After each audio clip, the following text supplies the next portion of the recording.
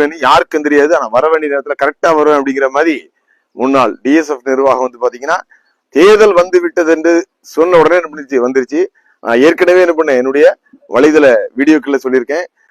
கடந்த மாத கணக்குல தூத்துக்குடி ஆசிரியர் திருமணத்துல எங்கெல்லாம் வந்து பாத்தீங்கன்னா தவறான முறையில வந்து பணி நியமனங்கள், பணி மாறுதல்கள் நடந்தது. இப்போது இருக்கிற நிர்வாகம் வந்து பார்த்தோன்னா எங்கெல்லாம் தவறிழைத்திருக்கிறது என்று தொடர்ந்து வலைதளம் மூலமாக உங்களிடத்தில் தொடர்பு கொண்டிருக்கிறோம். ஏராளமான பாதிக்கப்பட்டவர்களும் எங்களையும் தொடர்பு கொண்டிருக்கிறார்கள்.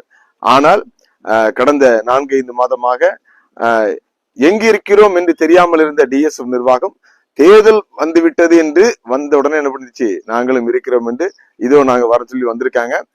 அவர்கள் சார்பாகவும் பாத்தீங்கன்னா 4 ஆயர்களை என்ன பண்ணிருக்காங்க, அணி என்று ஒன்று இருக்கிறது என்று காட்டுவதற்காக மட்டுமே இந்த தேர்தலில் நிறுத்தியிருக்கிறார்களே தவிர கட்சியின் அதிகார மையத்தை பார்த்து ஆங்காங்கே ஒளிந்து கொண்டார்கள் என்று நினைக்கிறேன். அது போல பாத்தீங்கன்னா அவர்களுடைய அணி ஆதரவாளர்களும் ஒரு 30-35 பேர் வரைக்கும் வந்திருப்பாங்கன்னு நினைக்கிறேன். மற்றவர்கள் வந்து பாத்தீங்கன்னா ஏதாவது ஷாக் போக்குச்சில் என்ன பண்ணிருப்பாங்க. ஏன்னா வந்து பாத்தீங்கன்னா கண்டிப்பாக தெரியும் இதில் வந்து நின்று எந்த பிரயோஜனமும் இல்லை என்பதால் அவர்களும் ஒதுங்கி இருக்கிறார்கள். வீம்புக்கு பல்லுடைக்கிற மாதிரி என்ன பண்றாங்க, அவங்க வந்து பாத்தீங்கன்னா இந்த பேராயர் தேர்தலில் தங்களுடைய அணி சார்பாக 4 ஆயர்களை நிறுத்தி இருக்கிறார்கள். நிச்சயமாக என்னை பொறுத்தவரை அதாவது தற்பொழுது ஆளுங்கட்சியில இருக்கிற ஆயர்களே வந்து பாத்தீங்கன்னா நம்ம என்ன பண்றோம், அடிமைகள் என்று சொல்கிறோம்.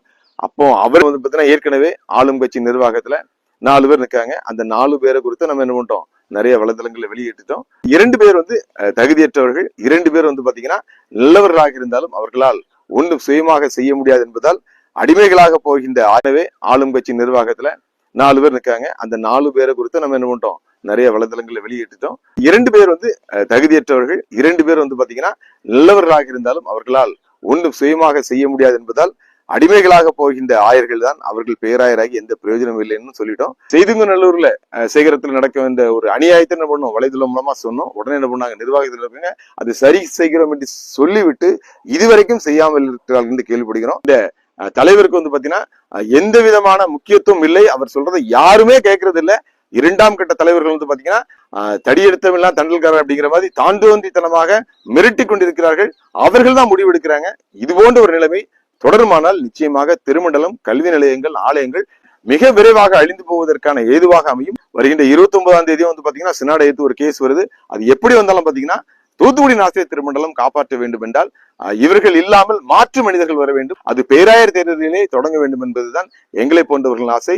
நிச்சயமாக திருமண்டல மக்களும் திருமண்டல பெருமன்ற மக்களும் ஆசிரியர்களும் ஆயர்களும் இதற்கு துணை நிற்பார்கள் என்று கர்த்தர்கள் நம்புகிறேன். அனைவருக்கும் நன்றி.